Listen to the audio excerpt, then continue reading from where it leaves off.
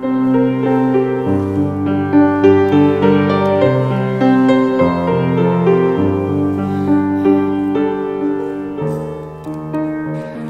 vous invite à ouvrir votre Bible dans l'Évangile selon Matthieu. Évangile selon Matthieu. Et nous lirons quelques versets dans le chapitre 24. Évangile selon Matthieu. Matthieu, chapitre 24, et nous lirons à partir du verset 1er. Comme Jésus s'en allait au sortir du temple, ses disciples s'approchèrent pour lui en faire remarquer les constructions. Mais il leur dit, « Voyez-vous tout cela ? Je vous le dis en vérité, il ne restera pas ici pierre sur pierre qui ne soit renversé. » Il s'assit sur la montagne des Oliviers, qui est juste en face de Jérusalem, et les disciples vinrent en particulier lui faire cette question. « Dis-nous, quand cela arrivera-t-il et quel sera le signe de ton avènement et de la fin des temps ?» Et Jésus leur dit, « Prenez garde que personne ne vous séduise. » Jusque-là, notre lecture pour ce matin. En me chargeant d'une partie de cette journée, d'un des exposés partagés avec d'autres frères cet après-midi et en début de soirée. Je le ferai donc avec beaucoup de modestie, avec beaucoup de joie, une grande joie, mais aussi avec une pleine conviction et beaucoup d'émotion. Pour plusieurs raisons, parce qu'au travers de l'accomplissement prophétique, c'est comme si nous reconnaissons le doigt de Dieu qui se montre aujourd'hui devant nous. Vous vous souvenez de ces épisodes dans l'Ancien Testament où Moïse devant le Pharaon annonçait des signes qui devaient convaincre Pharaon. À un certain moment, les sages et les conseillers de Pharaon lui ont dit « Attention Pharaon, ça, c'est le doigt de Dieu. » Et c'était en fait l'accomplissement de ce que Moïse avait annoncé, avait laissé comme prophétie. Et peut-être qu'en ces journées, nous allons faire de même et retenir notre attention pour reconnaître le doigt de Dieu dans les événements que nous vivons aujourd'hui. Une deuxième raison aussi qui explique cette émotion pour moi-même, peut-être pour beaucoup d'entre vous certainement, c'est que la prophétie a tenu dans ma vie chrétienne une part importante. À l'âge de 20 ans, un de ces grands moments dans ma vie, un des tournants dans ma vie chrétienne, j'ai lu entre autres l'un des textes qui a été mentionné tout à l'heure par la librairie Le Bon Livre, le texte de René Pache, Le Retour de Jésus-Christ. Et ce moment a été d'une grande importance dans ma vie et ce sujet sur lequel je m'étais arrêté m'a aidé et soutenu dans ces premiers pas que je faisais avec le Seigneur. J'ai eu l'occasion, entre-temps ou depuis, de lire beaucoup d'autres ouvrages, bien sûr, sur ce sujet, entre autres le livre de William Greer, Le Grand Dénouement, et ici tout récemment, l'excellent ouvrage de Alfred Kuhn, qui fait une comparaison entre les différents types d'interprétations sur ce sujet des prophéties. Avec les livres, c'est aussi, et la parole de Dieu bien sûr, c'est aussi l'actualité qui tient notre attention en éveil sur les questions prophétiques. Parce que ce qui est passionnant aujourd'hui sur ce sujet, c'est que la prophétie vit aujourd'hui. Ce ne sont plus seulement des mots dans un livre ou des phrases dans les textes sacrés, ce sont des événements devant nos yeux, des choses que nous vivons les uns et les autres. Et en quelque sorte, nous sommes en train de voir un grand puzzle prophétique se mettre en place et les pièces s'ajouter les unes après les autres. Et ainsi, comme dans ce grand jeu des puzzles, nous n'avons que de hâte que de trouver les dernières pièces pour terminer l'image qui nous est proposée, compléter le tableau qui fait le jeu. J'aimerais en début de cette journée, en introduction générale sur le sujet qui nous tiendra en haleine toute la journée, j'aimerais rapidement faire avec vous quelques préliminaires sans mordre sur les sujets de mes deux collègues qui prendront la parole cet après-midi et en début de soirée. Premier préliminaire, le Saint-Esprit lui-même, dans les Écritures, nous invite à nous réjouir sur ce sujet des prophéties.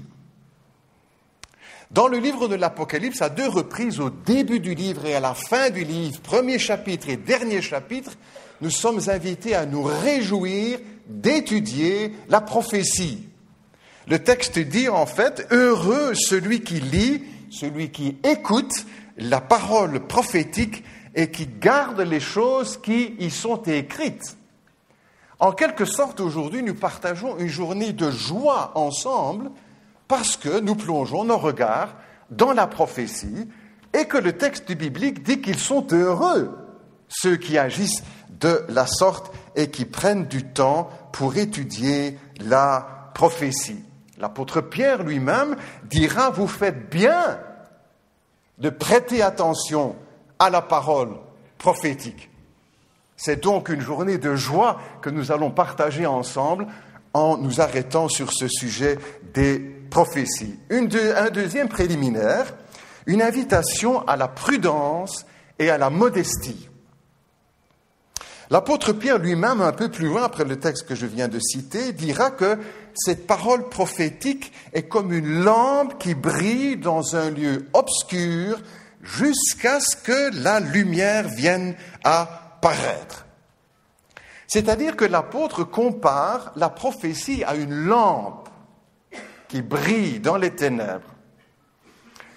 Aujourd'hui, nous perdons un peu le sens ou la signification de cette image, parce qu'aujourd'hui, nous avons des lampes, des projecteurs qui sont d'une puissance inouïe. Vous avez cette publicité, comme moi, dans les journaux que nous recevons à la maison, qui présente un projecteur qui a la valeur de 2 millions de bougies.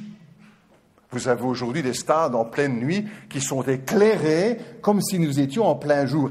Et comme aujourd'hui, par exemple, également. Et cela fausse un peu la compréhension du texte. Parce qu'au temps où les textes sont écrits, les lampes qui sont utilisées, ce sont des lampes à huile. C'est pas beaucoup plus qu'une bougie. Ce qui veut dire que dans l'étude de la parole prophétique, il reste des zones d'ombre que l'on ne voit pas comme en plein jour. Et c'est probablement aussi pour cette raison qu'il y a différentes écoles d'interprétation et que chacun, en tant que chrétien, quelle que soit notre position ou le choix de notre grille d'interprétation, nous devons rester modestes et humbles et savoir écouter les frères qui ne partagent pas la même perception sur le terrain de la question prophétique. Modestie et humilité, ce n'est pas le temps des anathèmes ou des excommunications parce que tel frère ou telle sœur ne perçoit pas les détails prophétiques de la même façon que nous. Restons remplis d'humilité et de modestie, d'un esprit de fraternité pour savoir nous écouter les uns les autres. Toutefois, et j'attire ici votre attention, surtout le reste d'ailleurs aussi, évidemment. Aujourd'hui, ce sont les faits et les événements de l'actualité qui confirment notre lecture des prophéties. Et devant les faits ou les accomplissements de certains textes prophétiques, il serait dommage de dire non, tout cela n'a rien à voir avec la prophétie. C'est en quelque sorte l'erreur qu'a commis Israël au temps du Christ. Ils avaient sous leurs yeux, en chair et en eau, l'accomplissement des prophéties qui remplissaient les textes de l'Ancien Testament. Mais parce que ce petit rabbi de Nazareth ne correspondaient pas à leur attente ou à leur grille d'interprétation des textes prophétiques, les docteurs de la loi l'ont rejeté. Or, ils avaient sous leurs yeux l'accomplissement de ces prophéties en la personne de Jésus de Nazareth, Fils de Dieu et Fils de l'homme. Il serait dommage aujourd'hui de répéter la même erreur. Et devant les événements qui accomplissent certaines prophéties, de dire non, parce que cela ne correspondrait pas à notre grille, à votre grille d'interprétation des textes prophétiques. Il pourrait paraître plus sage alors, peut-être, de remettre en question notre lecture des prophéties. Troisième préliminaire. Peut-être certains pourront s'étonner parmi nous qui ne sont peut-être pas familiers de ces sujets, qui pourraient s'étonner de dire « Mais vous êtes en train de faire de la politique ?» Mais loin de là. Si nous relevons certains faits de l'actualité que l'on pourrait classer dans la sphère du politique, comme on peut dire, aujourd'hui, c'est sur l'aspect prophétique que nous retenons notre attention. Nous ne nous embarquons pas dans toutes des considérations politiques qui n'auraient rien à voir avec notre propos. Cependant, comme ce sont des faits qui aujourd'hui sont devant nos yeux, cela rejoint aussi peut-être à certains moments des événements du domaine politique que nous vivons les uns et les autres. Petite parenthèse aussi, si vous lisez attentivement aussi les prophètes de l'Ancien Testament, on pouvait aussi se demander si à certains moments, ils ne faisaient pas de la politique, tellement leurs textes étaient liés aux événements qu'ils vivaient. Ce que nous relevons ici, ce n'est pas l'aspect politique, bien sûr, de ces événements auxquels il sera fait mention, mais la puissance de Dieu, n'est-ce pas, qui accomplit aujourd'hui ce qu'il a promis dans les textes sacrés. Quatrième préliminaire, la prophétie est l'un des phénomènes uniques dans le monde des religions. 1/3 de la Bible est fait de prophéties. On pourrait dire 1 page sur 3. Ce n'est pas dans cet ordre, vous le comprenez, mais cela nous aide à comprendre l'importance de la prophétie dans les Écritures. Mais pas seulement son importance, mais le caractère unique des prophéties ou du phénomène prophétique dans le monde religieux. Vous ne retrouvez cela nulle part ailleurs. Nulle part ailleurs, ni dans l'islam, ni dans le bouddhisme, ni dans le confucianisme, ni dans la Bhagavad Gita, ni dans le livre des morts tibétains, ni chez Gandhi, ni chez le Dalai Lama, ni chez Lao Tzu, nulle part. C'est un phénomène unique dans les Écritures. Pascal, le grand savant et grand chrétien qu'il fut, avec sa sagesse et son discernement intellectuel et spirituel, disait ceci au sujet des prophéties. Quand un seul homme aurait fait un livre de prédiction sur Jésus-Christ et que Jésus-Christ serait venu conformément à ces prophéties, ce serait une force infinie. Mais ici, il y a plus. C'est une suite d'hommes durant 4000 ans qui constamment et sans variation viennent l'un après l'autre prédire ce même avènement. C'est un peuple tout entier qui l'annonce et qui subsiste depuis 4000 années pour rendre témoignage des assurances qu'ils en ont. Ceci est tout autrement considérable.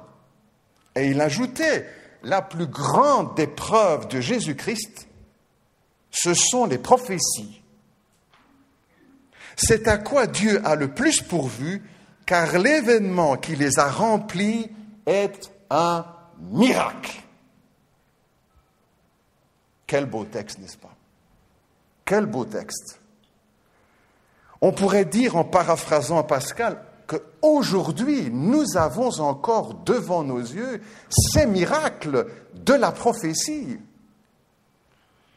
Les prophéties qui s'accomplissent aujourd'hui sont en quelque sorte autant de preuves de l'authenticité et de la fiabilité des textes que nous avons dans l'Écriture. Ainsi, la Bible est un livre unique au monde. Et chaque chrétien doit le savoir et se le répéter en ces temps où la Bible est tellement discréditée. Elle reste un livre unique, elle reste la parole de Dieu et les prophéties en sont quelque sorte la meilleure des preuves. D'ailleurs, n'est-ce pas, Dieu lui-même se présente comme ayant le monopole de la prophétie ou de la prédiction. Dans les chapitres 41 à 46 du prophète Ésaïe, nous sommes témoins d'un réquisitoire implacable de Dieu sur le peuple élu, sur le peuple d'Israël. Face à l'orgueil d'Israël, Dieu remet les horloges à l'heure et déclare solennellement « C'est moi qui vous ai créé, qui vous ai choisi, qui vous ai racheté. C'est moi qui suis votre rocher, c'est moi qui suis Dieu.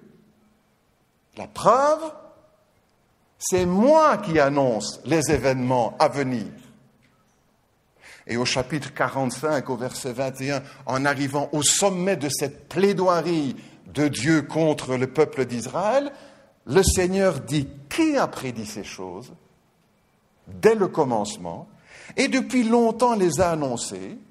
N'est-ce pas moi, Yahvé, il n'y a pas d'autre Dieu que moi.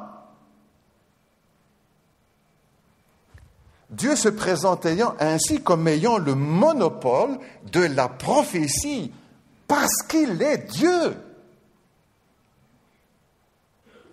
Dans le chapitre 43, les revendications du Seigneur ne concernent pas seulement d'ailleurs Israël, et la démonstration concerne toutes les nations. Chapitre 43 du prophète Ésaïe, « Que toutes les nations se rassemblent, dit l'Éternel, et que tous les peuples se réunissent. Qui d'entre eux a annoncé ces choses? Lesquels nous ont fait entendre les premières prédictions? Qu'ils produisent leurs témoins, qu'on écoute et qu'on dise, c'est vrai. C'est moi, dit l'Éternel, qui est annoncé, sauvé et prédit. Nul ne l'a annoncé, personne ne l'a prédit. C'est moi, dit l'Éternel, qui l'ai annoncé. Comment, en effet, n'est-ce pas, un homme pourrait-il annoncer avec précision non seulement un événement, mais des dizaines d'événements, une cascade d'événements qui doivent venir, parfois pour certains des centaines ou des milliers d'années après le énoncé.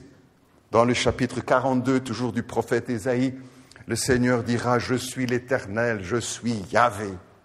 Voici, les premières choses se sont accomplies et je vous en annonce de nouvelles avant qu'elles arrivent. Je vous les prédis. » C'est donc bien de cette façon que dans le prophète Ésaïe, le Seigneur se présente comme ayant le monopole de la prophétie.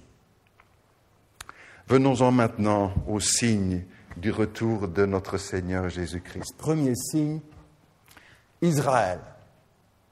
Premier signe, Israël. Le retour du peuple juif sur la terre d'Abraham, d'Isaac, de Jacob. La résurrection de la nation d'Israël et l'existence de l'État d'Israël. Pendant 2000 ans, le pays d'Israël est devenu un désert, comme les prophètes l'avaient annoncé d'ailleurs, comme Moïse l'avait déjà annoncé. Les dossiers de photos d'archives sont la preuve irréfutable de ces vérités bibliques. Le pays était devenu un désert, un pays entier à l'abandon. Pendant 2000 ans, pas un mot sur le pays d'Israël, sur la terre d'Israël. Et pour la première fois de son histoire, après l'an 70, le peuple d'Israël sera dispersé parmi toutes les nations, pas seulement déporté à Babylone, comme les prophètes aussi l'avaient annoncé, mais une prophétie qui concerne la dispersion d'Israël parmi toutes les nations. Souffrance, rejet, mépris, massacre, ghetto, pogrom, en arrivant au sommet de l'horreur pendant les années 40-45, 6 millions de Juifs exterminés en Europe, dans nos pays. Tout le monde pense que c'en est terminé d'Israël. Mais Dieu n'a pas dit son dernier mot. Et il faut que les prophéties s'accomplissent. Et puis brusquement, les événements se précipitent. 14 mai 1948, proclamation de l'État d'Israël. Le peuple renaît de ses cendres, au propre et au figuré, et sans manquer de respect, bien sûr, pour les preuves de cette nation. La nation d'Israël existe de nouveau au plan des nations. La terre d'Abraham, d'Isaac et de Jacob. Ils sont là, sur leur territoire, avec un gouvernement, une armée, un drapeau, une monnaie, une langue, une constitution. C'est un miracle. C'est le miracle de Dieu au XXe siècle, à la face de toutes les nations. Ce n'est pas un petit événement qui se passe dans les coulisses.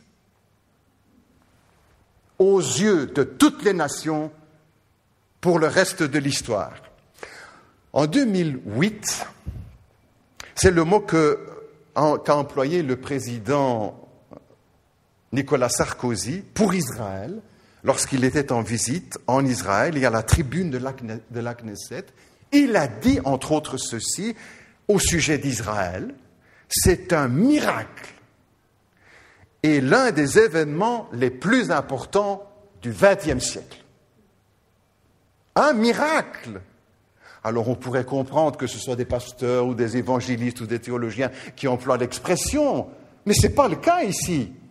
C'est un homme de la politique, de ce monde des politiciens, mais qui ose employer ce mot, miracle, pour parler d'Israël et de l'État d'Israël. David Ben-Gourion, d'ailleurs, qui fut le premier ministre d'Israël, a dit ceci: en Israël, celui qui ne croit pas au miracle n'est pas réaliste. En 1998, je prends dans l'actualité, n'est-ce pas, pour ne pas nous enfermer dans nos conceptions chrétiennes. On l'ouvre, n'est-ce pas? On l'ouvre aux choses de l'actualité. 1998, 50e anniversaire de la création de l'État. La revue Paris Match, qui tire un numéro spécial en titre « Le jour où Israël est né ». À l'intérieur des images, des photos, plus ce commentaire. Je prends juste une phrase. Pas dans un journal chrétien, dans une de nos bonnes publications évangéliques. À l'occasion du 50e anniversaire de la création de l'État d'Israël, Shimon Peres commente les images de ce miracle. Miracle! La prophétie qui s'accomplit aujourd'hui sous nos yeux. Que penser, n'est-ce pas, sinon à cette vision du prophète Ézéchiel dans le chapitre 37, la vallée des ossements, où le Seigneur dit « J'ouvrirai vos sépulcres et je vous ramènerai, je prendrai les Israélites de toutes les nations où ils sont allés et de toutes parts, et je les fais revenir sur la terre d'Israël. » Quelqu'un dira, mais pasteur, mais ils ne sont pas convertis. Mais vous savez, Dieu ne travaille pas seulement avec les convertis. Dieu ne travaille pas et n'œuvre pas seulement dans nos églises. Dieu est le maître des nations et des peuples, et c'est lui qui conduit les peuples et les nations pour accomplir sa volonté. Et entre autres, afin que la prophétie soit accomplie. Jésus a dit, il ne disparaîtra pas un seul iota jusqu'à ce que tout soit arrivé. Premier signe, l'État d'Israël, devant nos yeux, pas des choses qu'on nous annonce, qu'on nous promet, là, maintenant, sous nos yeux. Deuxième signe que je retiens pour cette matinée, Jérusalem. Jésus a dit, Jérusalem sera foulée aux pieds jusqu'à ce que le temps des nations soit accompli. Luc 21 au verset 24. Dans le plan d'amour de Dieu, Jérusalem a toujours tenu une place d'honneur. Non pas, et on souligne, n'est-ce pas, non pas parce que les habitants de Jérusalem sont meilleurs qu'ailleurs, parce qu'ils seraient plus purs, ou plus justes, ou plus courageux, ou plus honnêtes, ou plus croyants. Pas du tout. Vous allez aujourd'hui à Jérusalem, c'est comme l'une de nos grandes villes modernes, n'est-ce pas? Et les habitants ne passent pas leur journée à genoux ou dans la prière, loin de là. Et la jeunesse fait partie de cette jeunesse comme nous la connaissons aussi dans nos grandes villes. Ce n'est donc pas à cause des qualités particulières que Dieu aurait, pas du tout. Il s'agit d'un choix, d'une décision souveraine de Dieu sur cette ville, sur ce lieu. Même dans la Nouvelle Alliance. Dans le livre des Chroniques au chapitre 6 et au verset 6, nous lisons ces paroles. Le Dieu d'Israël a dit de sa propre bouche, « Je choisis Jérusalem ». Et à d'autres endroits encore, « Je choisirai encore Jérusalem ». C'est-à-dire qu'il y a encore aujourd'hui, dans le plan de Dieu, une place pour cette ville de Jérusalem. Avant même que la ville existe, Dieu avait consacré cette région du monde pour qu'elle entre dans son plan. Déjà au temps d'Abraham, n'est-ce pas, quand il nous est dit que le Seigneur envoie et conduit Abraham sur la montagne de Morija avec son fils Isaac. C'est quoi la montagne de Morija? C'est Jérusalem. C'est l'emplacement de Jérusalem, de la ville, là où Salomon va construire le temple, le premier temple, là où sera construit le second temple, là où le Fils de Dieu sera jugé, condamné et crucifié, là où aura lieu la résurrection de Jésus-Christ, à Jérusalem, là où il est remonté au ciel dans la gloire du Père, là où les anges ont annoncé son prochain retour, là où il reviendra en gloire. Pendant 2000 ans, n'est-ce pas, Jérusalem a été comme une ville oubliée sur l'échiquier des nations, à part peut-être un sursaut au temps des croisades. Mais peu de choses. Depuis 60 ans, avec le réveil prophétique, Jérusalem est devenue la ville la plus convoitée au monde.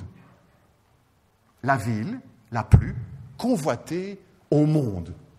1 milliard de musulmans, 1 milliard de chrétiens, des dizaines de millions de juifs. Mais pas seulement convoitée, mais aussi la ville la plus dangereuse du monde. Jérusalem est en quelque sorte le point le plus chaud de la planète, la ville de tous les dangers. Et ceci rejoint en quelque sorte la prophétie que le prophète Zacharie avait laissée de la part du Seigneur. Je ferai de Jérusalem une coupe d'étourdissement pour toutes les nations. Une pierre pesante pour les peuples, et quiconque voudra la soulever se blessera. Chers amis, de toute l'histoire de l'humanité, il n'y a qu'une génération qui a vu et qui voit l'accomplissement de cette prophétie. C'est notre génération. Jamais auparavant, Jérusalem n'a été une pierre pesante pour les peuples. Au contraire, elle a certainement été une ville oubliée parmi toutes les nations, sans aucune importance, ni stratégique, ni politique, ni économique, ni religieuse, au plan international. Le silence, le désert. Et puis depuis 60 ans, cette ville devient l'une des villes les plus importantes de l'échiquier mondial. Et cette tension, n'est-ce pas, sur la ville de Jérusalem, annoncée par le prophète, lorsqu'il dit qu'elle sera une pierre pesante pour tous les peuples. Et tous ceux qui voudront la soulever en seront blessés. Mais c'est ce que nous entendions quotidiennement aujourd'hui, sur nos chaînes de radio ou de télévision ou dans la presse. Cette tension ne cessera d'augmenter avec le temps qui passe pour en arriver à l'accomplissement d'une autre prophétie du prophète Zacharie. Un jour, toutes les nations se rassembleront autour de Jérusalem pour en faire le siège. Aujourd'hui, le point le plus chaud de la planète, ce n'est pas en Corée du Nord, même s'il y a des menaces là-bas. Ce n'est pas en Iran, ce n'est pas en Irak, ce n'est pas le Kosovo, c'est Jérusalem. En 1971, le président Richard Nixon disait déjà à l'époque, n'est-ce pas, le plus grand danger d'affrontement entre les USA et l'URSS se trouve en Israël. Aujourd'hui, on pourrait dire que les mâchoires, n'est-ce pas, de l'étau se resserrent encore sur cette ville de Jérusalem et sur une partie toute spéciale de la ville de Jérusalem, sur l'esplanade du temple, là où avait été implanté le temple de Salomon, là où le temple d'Hérode fut construit, le temple que Jésus a connu, là où se trouve aujourd'hui la mosquée du dôme du rocher. On pourrait dire, n'est-ce pas, que c'est le kilomètre carré le plus chaud de toute la planète, l'équivalent de quelques terrains de football, cette esplanade du temple à Jérusalem. Et le peuple là-bas d'Israël se trouve dans ce paradoxe, c'est qu'il est maintenant, la nation est sur la terre de ses ancêtres, Jérusalem est la capitale d'Israël, mais aucun juif ne peut se rendre sur le mont du Temple. Cela leur est interdit. Et Israël veut aujourd'hui ce morceau de terre et l'islam ne veut pas lâcher ce morceau de terre. Ce qui a fait dire à l'ancien maire de Jérusalem, qui a été ensuite Premier ministre en Israël, Ehud Olmert, il disant ceci: « Où nous avons le mont du Temple, où nous n'avons absolument rien. » Question, mais pourquoi veulent-ils le mont du Temple? Pour y planter des oliviers? Mais non, n'est-ce pas? Pour y construire le temple. Et pourquoi construire un temple? Mais pour accueillir le Messie, qu'Israël attend toujours. David Ben-Gourion, qui fut, je l'ai dit tout à l'heure, le premier ministre d'Israël, a dit aussi, vous me croirez ou vous ne me croirez pas, ne parlez pas à nous, n'est-ce pas? Enfin, vous me croirez ou vous ne me croirez pas, nous vivons des temps messianiques. Ce qui veut dire qu'il y a toujours au cœur de la nation d'Israël, même si ce n'est pas de la même façon que nous le comprenons, il y a chez eux cette attente du Messie. C'est-à-dire que depuis leur rentrée au pays, il y a en quelque sorte comme une dynamique prophétique qui s'est enclenchée, qui ne pourra pas faire marche arrière, des événements irréversibles et qui s'attirent l'un l'autre vers l'avant, vers l'accomplissement des prophéties. Ainsi, la terre d'Israël appelle le peuple d'Israël. Le peuple d'Israël appelle la capitale Jérusalem. Et Jérusalem appelle le temple, et le temple appelle le Messie. Évidemment, le Messie qu'ils attendent n'est pas le Yeshua de Nazareth que nous connaissons, que nous aimons, que nous croyons qu'il nous a rachetés. Ce n'est pas ce Messie-là qu'ils attendent, ils l'ont rejeté. Eux attendent un Messie politique, un faux Messie, qui fera de fausses promesses, un faux Christ, un antichrist, qui sera séducteur, ambitieux, trompeur, qui trompera Israël, mais pas seulement Israël, le monde entier, ainsi que nous annoncent les prophéties. Premier signe, Israël, deuxième signe, Jérusalem, troisième signe, l'Europe. La reconstitution de l'ancien empire romain. Cette perception de l'actualité se base sur l'interprétation d'un des textes de Daniel, chapitre 2, le grand chapitre de la vision de la statue du roi Nebuchadnezzar ou Nabuchodonosor. Pour faire court, ce quatrième empire, dans la vision que le Seigneur donne au roi et ensuite interprété par le prophète Daniel, ce quatrième empire sera le dernier empire dans la vision du prophète. Le quatrième empire, dans la succession des empires, c'est l'empire romain, et que l'on voit renaître aujourd'hui sous la forme de l'Europe.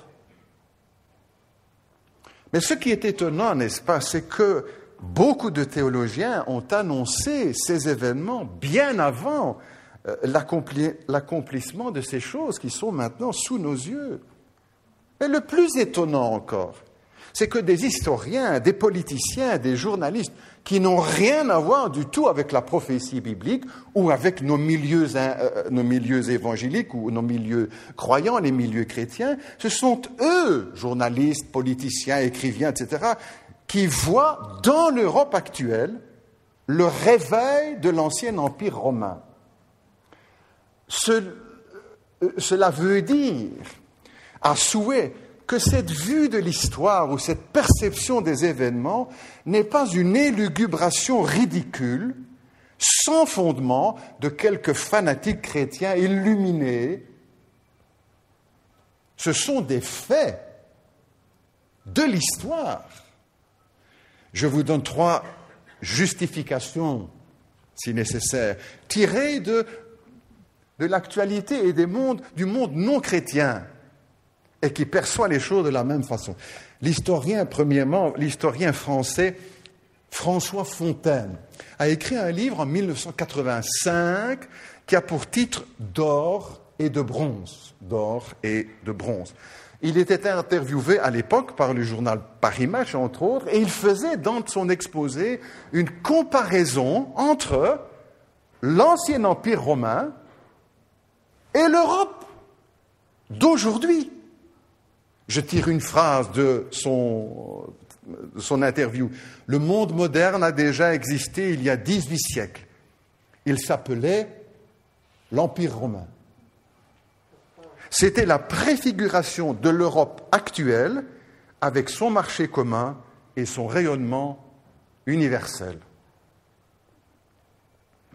Mais c'est ce qu'on enseigne dans les facultés de théologie, dans les instituts depuis une centaine d'années, parce que les prophéties annoncent ce 4e empire terrible, plus terrible que tous ceux qui l'ont précédé. Deuxième exemple, dans la revue Elf Magazine, qui n'a rien du tout à voir avec les milieux chrétiens, Yves Thibault de Silgui, qui est commissaire européen chargé des affaires économiques, monétaires et financières, qui dit ceci: le 1er janvier 1999, l'Europe aura sa monnaie, l'euro. Une première depuis la chute de l'Empire romain. Mais quelqu'un qui a été instruit ou qui a pris du temps pour les prophéties et qui lit des choses pareilles, mais il se dit, mais c'est ce que la Bible annonce, mais depuis des siècles. Et nous l'avons maintenant devant nos yeux. Troisième exemple, il y a plusieurs années, sur la chaîne de télévision Arte, il diffusait un reportage sur l'Europe. Je regarde, et puis voilà, au beau milieu de l'exposé, du documentaire, un membre de la famille Rothschild, le baron de Rothschild, sur le plateau de télévision avec le journaliste. Il raconte quelques détails sur le jour où fut signé le traité de Rome, qui était un des traités fondateurs de l'Europe. Et il raconte comme ça devant le journaliste, moi je regarde, je ne sais pas ce qui va se passer, j'écoute. Il explique ce qui se passe sur le plateau, il raconte que le soir de la signature, il était sur un des balcons des hôtels là-bas à Rome, le jour où on avait signé le traité, et il était avec notre ministre, Paul-Henri Spaak. Et il rapporte, le baron de Rothschild, que le ministre Paul-Henri Spaak lui a dit « Nous venons de reconstruire l'ancien empire romain sans tirer un coup de fusil. Nous venons de reconstruire l'ancien empire romain sans tirer un coup de fusil. » Ces exemples, je crois, montrent à souhait que ce n'est pas l'imagination des chrétiens qui voient dans l'Europe la reconstruction de l'ancien empire romain. Cela veut surtout dire que la prophétie de Daniel 2 s'accomplit aujourd'hui, devant nos yeux, que nous sommes témoins de l'accomplissement de ces prophéties vieilles de milliers d'années. Maintenant, elles sont là devant nos yeux, sur nos écrans de télévision, à la radio, dans la presse, dans les revues. Cela veut dire que cet empire romain reconstitué est en place maintenant et que c'est une des pièces supplémentaires du puzzle prophétique qui est maintenant en place. Aujourd'hui, en quelque sorte, nous sommes dans les dernières phases de la prophétie biblique, dans les pieds de la statue, pour ceux qui sont familiers de ces textes. Peut-être plus loin, dans les orteils de la statue, où le Seigneur dévoile à son prophète, et pas seulement à lui, mais aussi à nous, le développement de l'histoire de l'humanité, jusqu'à son aboutissement. C'est la parole de Dieu qui s'accomplit devant nous. La parole des prophètes qui vit. Quand en plus vous entendez, il y a quelques jours, 28, 29, 30 octobre, à Bruxelles, dans notre bonne Belgique, à Bruxelles, 27 chefs d'État européens qui proposent et qui se réunissent, n'est-ce pas, pour proposer un président permanent plus un ministre des Affaires étrangères pour l'Europe. Mais on se dit, mais ils sont en train de dérouler le tapis rouge pour celui qui doit venir un jour, l'Antichrist.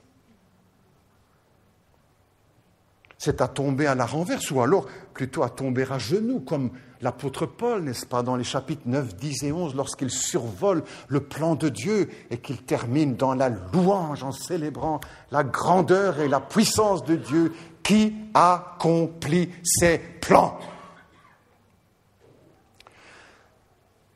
En quelque sorte, n'est-ce pas, on pourrait dire qu'on entend les pas de l'Antéchrist dans le corridor des prophéties qui s'accomplissent.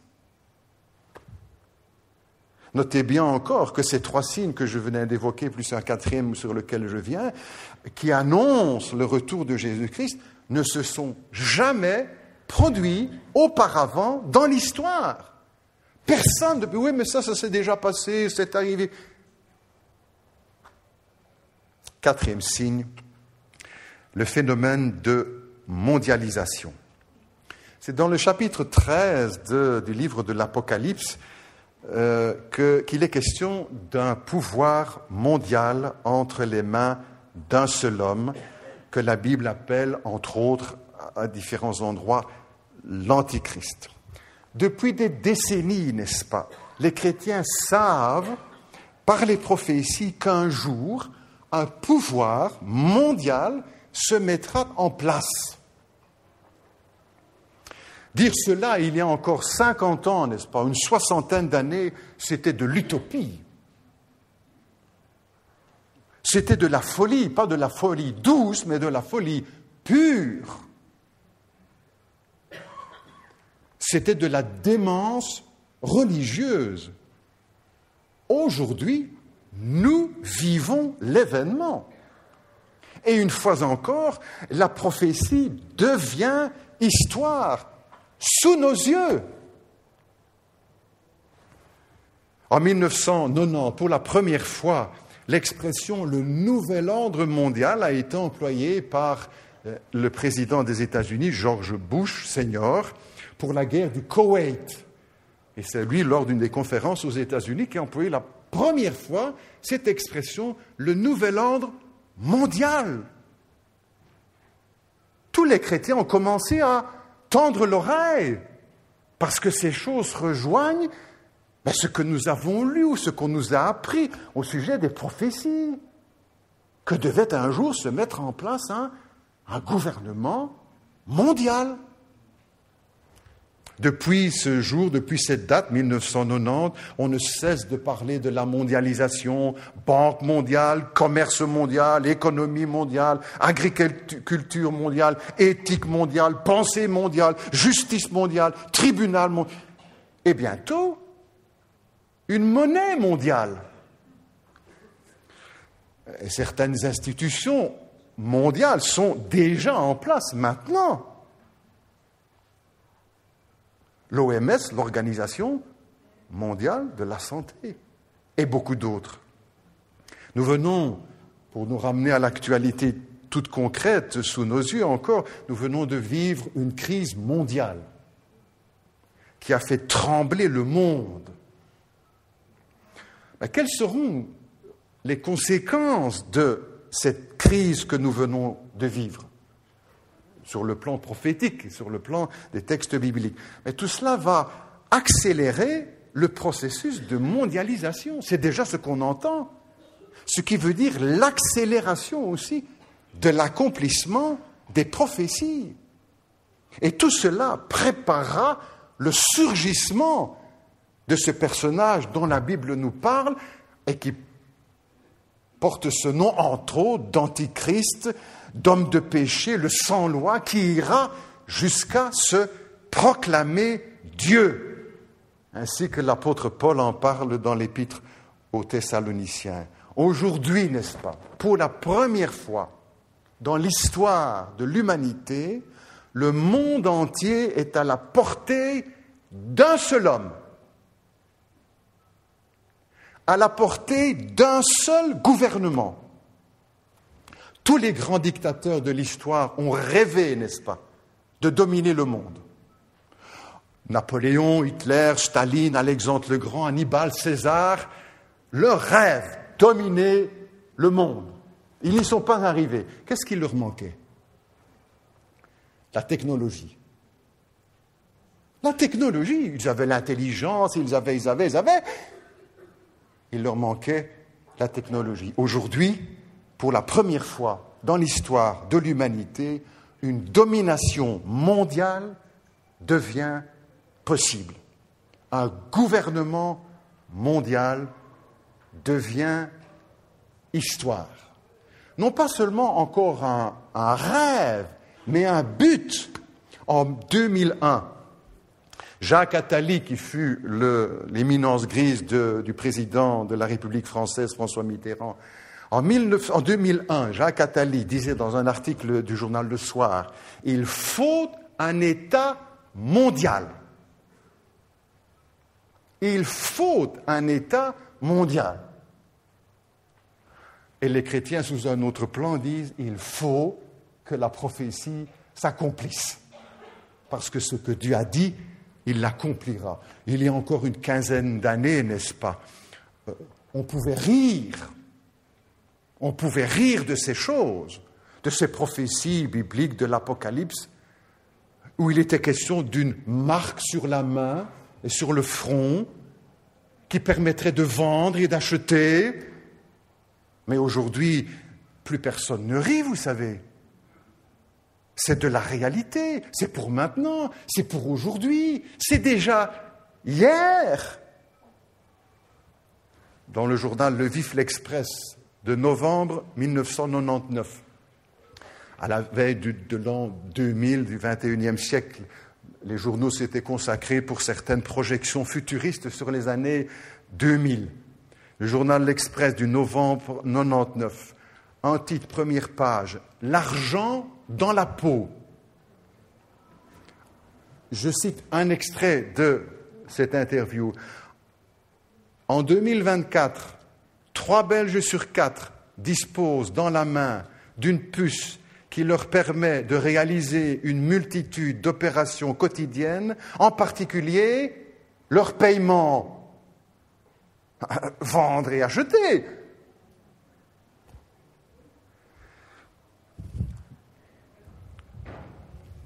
Dieu nous donne, n'est-ce pas, ou en quelque sorte, Dieu donne rendez-vous à l'histoire. La prophétie, les prophéties vivent, et nous vivons la prophétie en direct. Notre génération, nous vivons la prophétie en direct. Et Dieu manifeste sa puissance et sa souveraineté parce qu'il est le maître de l'histoire. Et ce qu'il a annoncé par les prophètes, il l'accomplit aujourd'hui. On pourrait en quelque sorte dire que nous sommes spectateurs d'un grand film qui se déroule sous nos yeux et dont Dieu a donné une copie du scénario à ses prophètes. Je redis. Nous sommes aujourd'hui spectateurs d'un grand film qui se déroule sous nos yeux, dont Dieu a donné une copie du scénario à ses prophètes. Et nous pouvons, notre génération, vivre ces événements avec un œil dans les Écritures et un œil sur l'actualité. Lire ce que Dieu annonce et voir de nos yeux ce que Dieu réalise aujourd'hui. Parce que sa parole est vérité. Pas seulement les prophéties, mais toute sa parole est vérité. C'est ce que Jésus nous a dit. Ta parole est la vérité. Aujourd'hui, pour la première fois dans l'histoire de l'humanité depuis la venue de Jésus-Christ, nous avons une copie du scénario dans les mains et sous les yeux défilent les images du film que Dieu lui-même réalise sur l'échiquier mondial. Notre génération, n'est-ce pas, est une génération exceptionnelle. Et nos enfants qui nous suivent vont voir aussi, encore, la suite de ces choses. C'est comme si aujourd'hui, vous entrez dans une maison complètement éteinte, porte-fenêtre, pas de lumière, et puis brusquement, quelqu'un ouvre le teco. Et toute la maison s'illumine. C'est ce qui se passe aujourd'hui. Depuis qu'Israël est rentré dans son pays, Dieu a levé le teco des prophéties. Et toute la maison s'illumine. Et toutes les pièces du puzzle se mettent en place à une vitesse, n'est-ce pas, qui nous étonne nous-mêmes. Nous qui savons ces choses. Comme si les choses s'accéléraient encore avec le temps qui passe. Pendant 2000 ans, les prophéties ont été en quelque sorte comme un sommeil. Non pas parce que Dieu dormait, mais parce que Dieu préparait aussi toutes choses. Et puis brusquement, il y a une 60aine d'années, les prophéties sont remises. Le chronomètre prophétique est remis en marche et les accomplissements prophétiques se succèdent à une cadence étonnante. On pourrait paraphraser cette parole du Christ à sa génération quand il disait « Heureux vos yeux parce qu'ils voient ce qu'ils voient, parce que vos oreilles entendent ce qu'elles entendent. Beaucoup ont voulu voir ce que vous voyez et ne l'ont pas vu. Beaucoup ont voulu entendre ce que vous entendez et ne l'ont pas entendu. » Mes chers amis, on peut dire ça aussi pour nous aujourd'hui. Beaucoup de chrétiens qui nous ont précédés auraient voulu voir ces choses que nous voyons aujourd'hui, entendre ce que nous entendons aujourd'hui.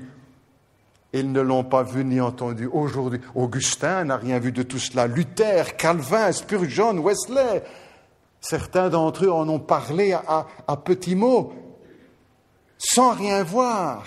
Nous avons ces faits devant nos yeux, sur nos écrans d'ordinateur, sur nos écrans de télévision, devant nos yeux. Je termine. Les signes sont là avec d'autres que nous aurions pu aussi évoquer. Les signes sont là sous nos yeux, mais ce ne sont pas seulement des signes, n'est-ce pas? Ce sont aussi des preuves. Ce sont aussi des preuves.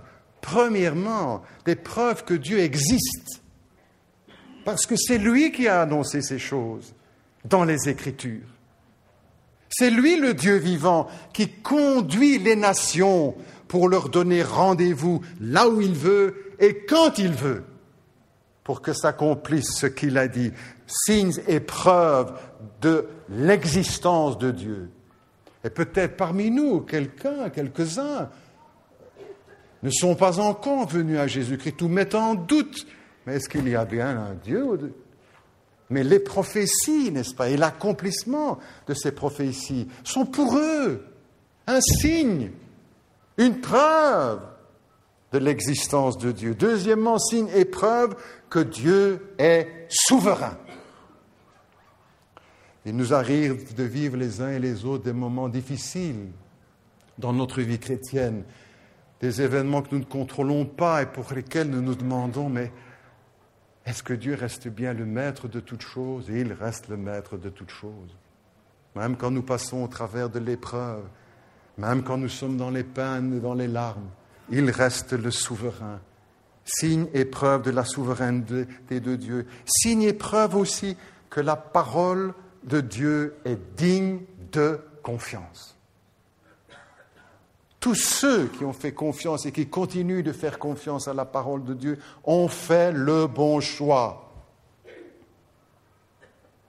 Tu fais confiance à la parole de Dieu, tu fais confiance à ce qu'ont dit les prophètes, à ce qu'a dit le Seigneur Jésus-Christ, ses apôtres. Tu as raison.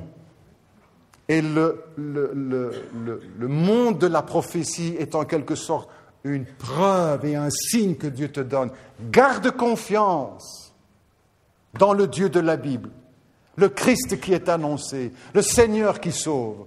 Garde confiance, même lorsque ta foi est secouée. Mais peut-être aussi parmi nous, certains qui n'ont pas encore mis leur confiance en Jésus-Christ ou qui hésitent, qui attendent.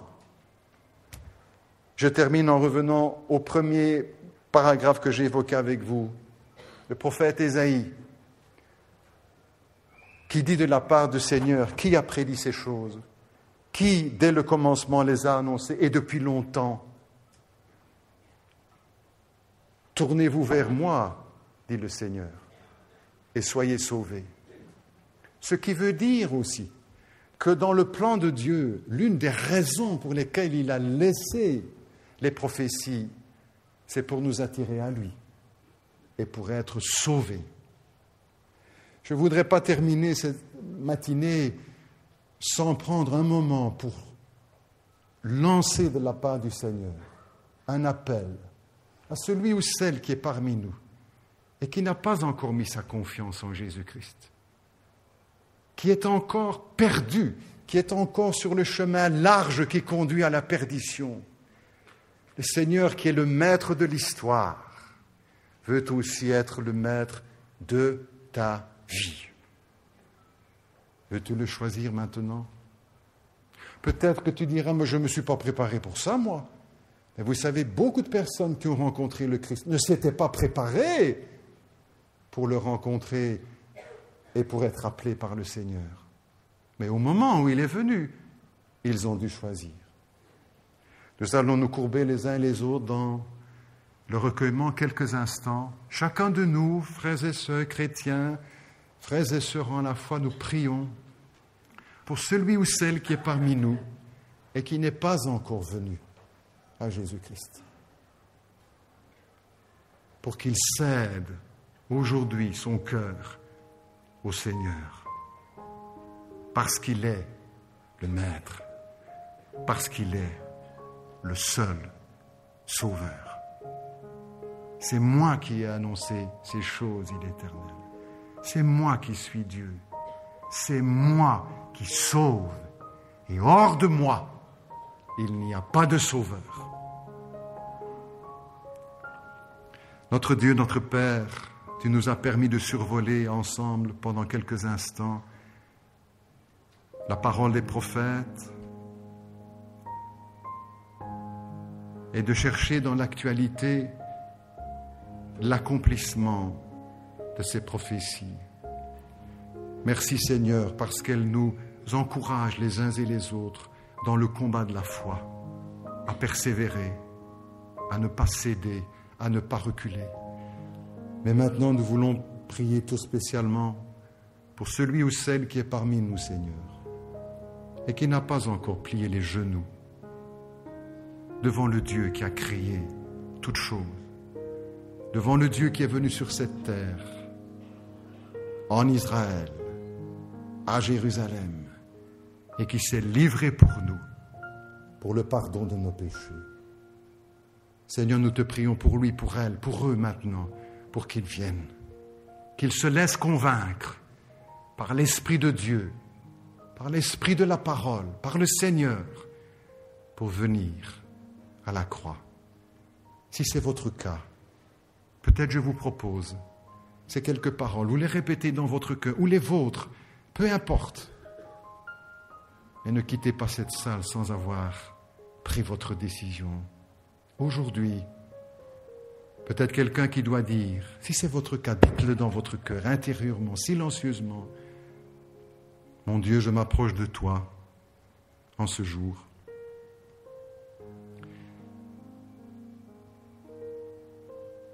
Je veux répondre à ton appel. Ce n'est pas la première fois que tu m'appelles. Et jusqu'à ce jour, j'ai résisté. Aujourd'hui, je viens. Je te demande pardon pour mes péchés. Dites-le dans votre cœur. Je te demande pardon pour mes péchés. Je reconnais que j'ai vécu jusqu'à ce jour comme si tu n'existais pas. Je n'en ai fait qu'à ma tête. Parfois même en allant à l'église, mais en te gardant hors de ma vie. Aujourd'hui, je veux t'ouvrir les portes de mon cœur, parce que tu es le Seigneur, parce que tu reviens bientôt et que je veux être prêt pour ton retour. Je te demande pardon pour mes péchés. Je reçois aujourd'hui le Seigneur dans ma vie. Je crois en sa mort. Je crois en sa mort pour mes péchés. Je crois en sa résurrection.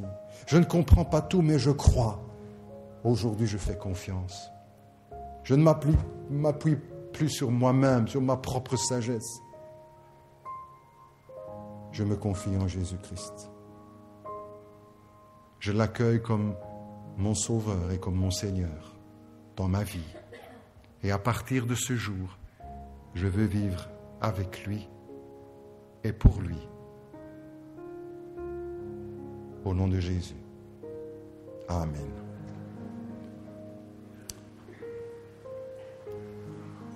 Nous sommes nombreux ce matin, peut-être que certains ont pris cette décision dans leur cœur. Peut-être un seul parmi nous, peu importe. Si c'est votre cas, parlez-en autour de vous. Dites-le à l'ami avec lequel vous êtes venu, au pasteur de votre église qui est peut-être là. Moi-même, si vous le voulez bien, je ne cours pas après vous, mais peut-être le partager, de dire aujourd'hui, moi je suis venu. Ne gardez pas votre décision secrète. Parlez-en, dites-le autour de vous, à quelques-uns peut-être en commençant, et puis pour le dire plus tard à beaucoup d'autres. Les décisions se prennent dans le cœur, dans le secret, mais doivent se faire connaître. Dites-le autour de vous, si aujourd'hui, en cette matinée, vous avez pris une décision pour Jésus-Christ, et qu'on puisse se réjouir dans votre club de jeunes, dans votre église, dans les camps, dans votre famille, de ce que vous êtes venus aujourd'hui à Jésus-Christ. La Bible nous dit qu'il y a de la joie dans le ciel lorsqu'un seul pécheur se repent et vient à Jésus-Christ. Que Dieu nous bénisse les uns et les autres. Je vous remercie pour votre attention.